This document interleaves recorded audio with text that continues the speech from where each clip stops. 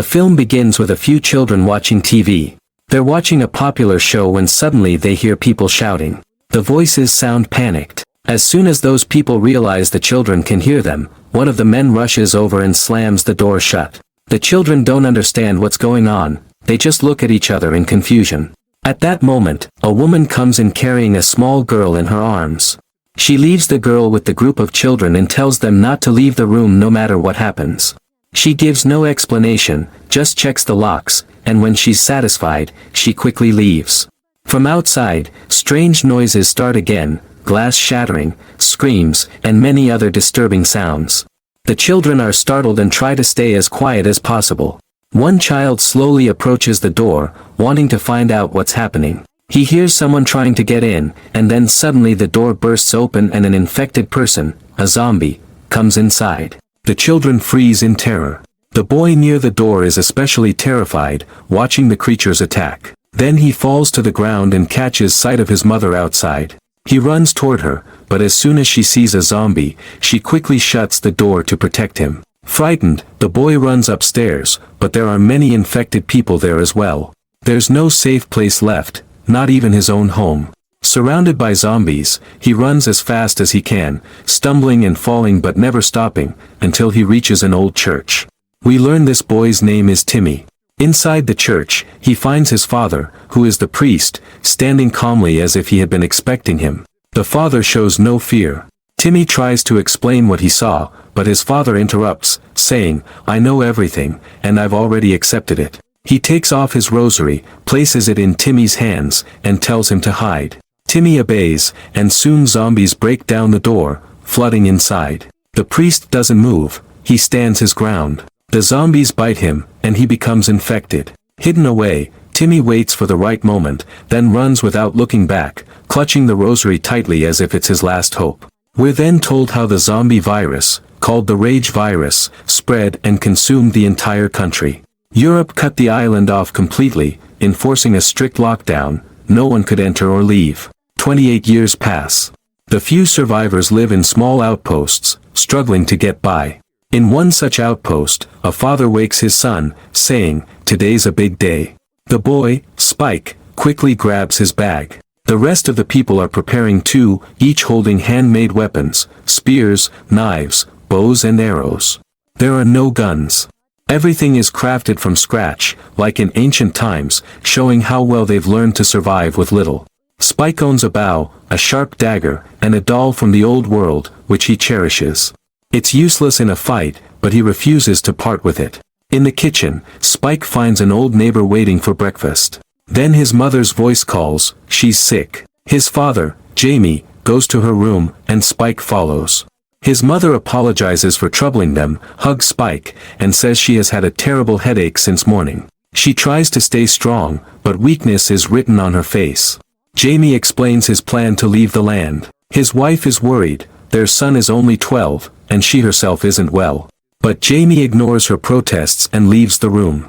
Spike stays a little longer to comfort her, something his father never does well. Before leaving, he gives her some food wrapped in a cloth and lies, saying he's going to school, so she believes him. Before heading out, the old neighbor gives Spike his first bow, a symbolic gesture that Spike is ready for something big. When Spike and Jamie leave the village, the community gathers to encourage them. No one smiles, they all know this is a dangerous mission with a serious purpose. At the gate, where the safe zone ends, the community leader warns, once you reach the mainland, there's almost no chance of coming back. Many have gone before you, but none have returned. They've learned of a secret path across the sea that appears only when the tide is low. They cross it successfully and reach the mainland, but soon the water rises, hiding the path again. As they move forward, they hear a strange song and see terrifying infected zombies, skeletal, with stretched skin and sunken eyes. Spike's mission is clear, take down one infected as a test to prove he's ready. Jamie tells him to be fast, fearless, and precise. They find their first target, a slow, bloated zombie crawling like a huge snake. Spike shoots an arrow into its neck, killing it instantly. But more zombies appear, slow but increasing in number. Spike calmly kills them one by one. Then they see an infected child. Nobody wants to fight that, but Spike's growing confidence pushes him forward. They move deeper into the mainland and find an old house. Inside, they discover a man hanging upside down, being eaten by crows. Words are carved into his chest, forming the name, Jamie. Jamie warns Spike that many people here have become cruel after losing everything, doing horrifying things even worse than the infected. He orders Spike to kill the man, not for safety, but to teach him there's no room for hesitation in this world. Spike hesitates only for a moment, then shoots the man in the head.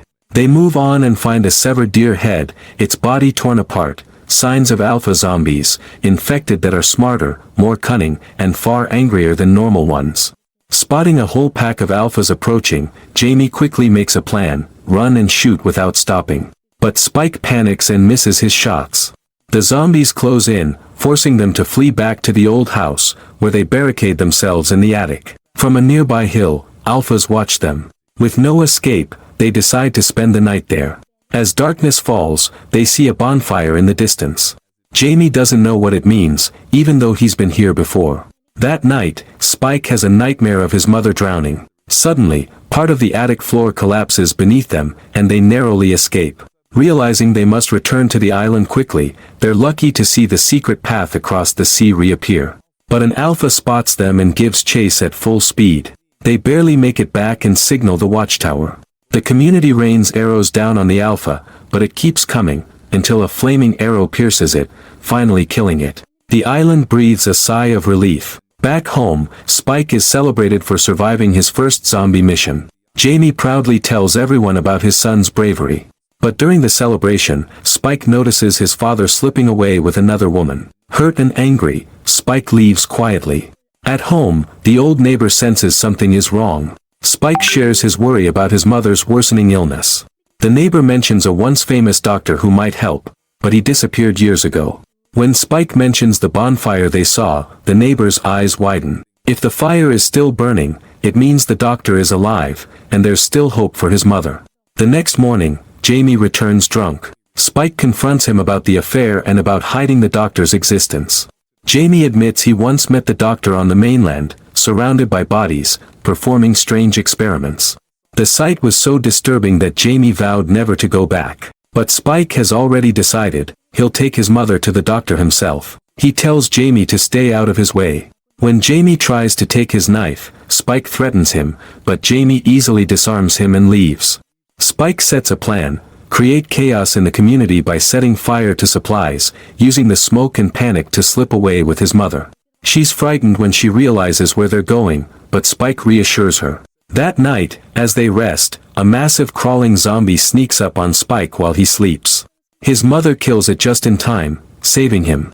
Elsewhere, soldiers are fleeing from a new alpha. One by one, they're killed until only one survivor remains, wounded but alive. We also see that one of the zombie women is pregnant. Spike and his mother continue their journey, facing dangers that worsen her condition. She drifts into memories of life before the virus. At one point, Spike kills a crawling zombie, but the noise attracts a horde, forcing them into an abandoned gas station full of fumes. Just as the zombies break in, the last surviving soldier from earlier appears and sets them on fire, saving them. He warns that once you set foot on the island, leaving is nearly impossible.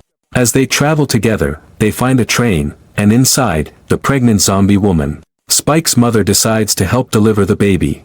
A healthy girl is born, but the zombie mother attacks.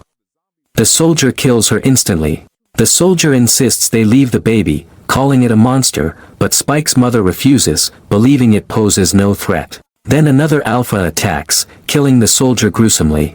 As the alpha closes in, the doctor suddenly appears, shooting it dead. He takes Spike and his mother to his hidden base deep in the forest, showing them his supplies and explaining that iodine protects him from the virus. It's like poison to it. The doctor checks the baby, she's not infected, which excites him. Then he examines Spike's mother, and his expression turns serious. After a tense silence, he tells them the truth. Her illness has progressed too far. The virus has destroyed her body and mind. She has cancer, starting in the brain and spreading throughout her body. There's no cure. Spike hopes the doctor can save her, but she has long sensed she was dying and chooses to face death bravely. The doctor sedates Spike so he won't see her final moments. When he wakes, it's over. The doctor gives him his mother's head as a sign of respect.